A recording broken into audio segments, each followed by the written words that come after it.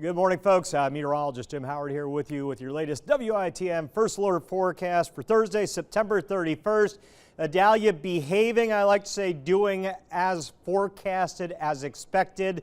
Generally a big rain event. We're not seeing a lot of other impacts here, and we didn't expect much other than the big rains. The storm now just south of Wilmington, off the North Carolina coast. It has exited the South Carolina area. And again, the bulk of the heavy rain ahead of the storm behind it this afternoon.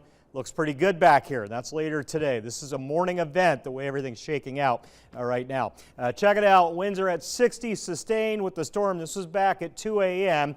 Again, tracking its way off towards the east, moving northeast at 21, but shifting more easterly as we go through the morning hours. There's the official track. Stays just offshore, Onslow and Carteret counties as we head through sunrise. Remember now, the storm's here at 8 a.m., but the bulk of the rain's well out ahead of the storm. So we get to 9, 10 a.m., and I'll show you the model data here in a sec. Things are going to be quieting down mid-late morning in a big way. The wind gusts, the strongest will be on the backside of the storm, so midday, maybe early afternoon, a few gusts hitting 30 to 40 inland, 40 to 50. We've seen some gusts hitting 50 on the coast this morning. All right, so again, that's pretty good track, or at least maintaining. I don't think this thing will become a hurricane, holding its strength, if not maybe weakening a touch later today, tonight. There's the radar. Yeah, alive and well. Heavy rain moving in. Tornado risk has diminished significantly. In fact, the tornado watch has expired for most of eastern Carolina, save the coast. I'll show you that as well in just a sec. Still some heavy rain, certainly on the coast through the next several hours. This was back at 4:15 a.m. On the backside of the very heavy rain, moderate rains inland, lighter rains back to the west. And again, kind of extrapolate everything eastward as we go through the morning. All right. In these heavy downpours, there's been a little bit of rotation off the coast. It's this area that'll keep an outside chance for a tornado through 7 a.m. on the beaches. But so far, we've seen no tornadoes. We've done really well in that department. Flooding rains, you betcha. We got a lot of flash flood warnings across the area. First, our tropical storm warnings in effect through the afternoon hours, although things will be improving quite a bit this afternoon. Flood watch into the late afternoon, evening hours, I think through 5 p.m. on the flood watch for all of eastern Carolina. Flash flood warnings, these are in effect through 7 a.m. I need to update that timestamp. This is Duplin County, Onslow County, Carteret counties through sunrise or a little after that. We've seen 3 to 4 inches of rain down here, expecting another couple of inches on top of that. There will continue to be flash flooding down towards the coast. Be very careful if you got to get out on the roads. Tornado watch through 7 a.m.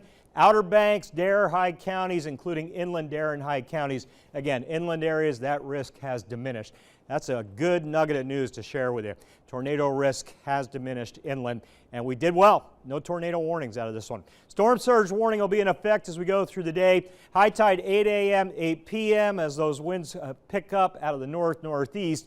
Water level rises, I think, closer to 2 than 4, but the official warning says 2 to 4 foot rises, Pamlico River, Neuse River, as we get around high tide. So kind of watch those levels down here, the usual suspects, as we go through the day. On the beaches, more like 1 to 3 on water level rises. Here's the radar then. Let's track the rain. This was back at 4 a.m., so I'll put it into motion.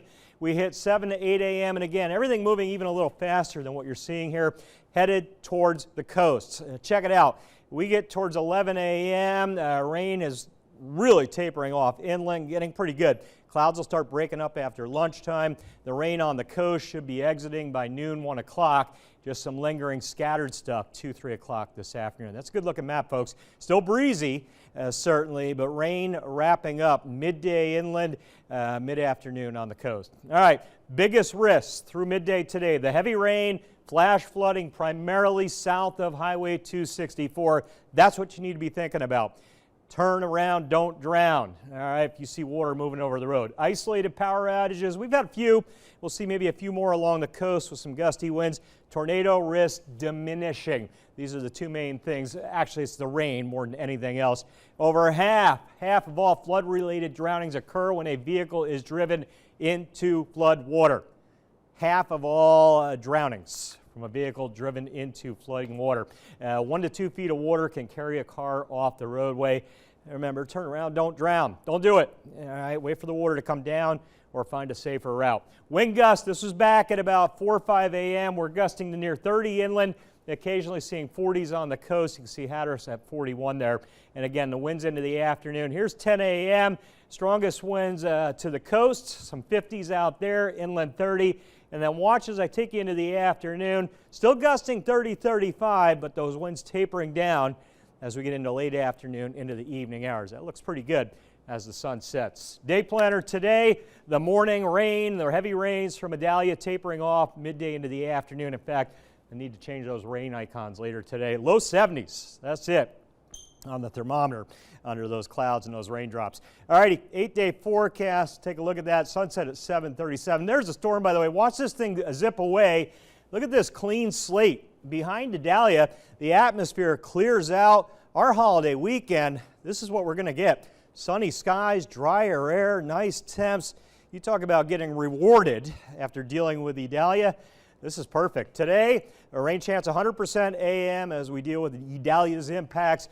Friday, the sun's back, 79 autumn-esque-ish degrees. Look at the lows tumbling to the low 60s. Friday night, Saturday night, maybe a few upper 50s. Sun-filled skies all the way through Labor Day. We'll heat back to the low 90s the middle of next week.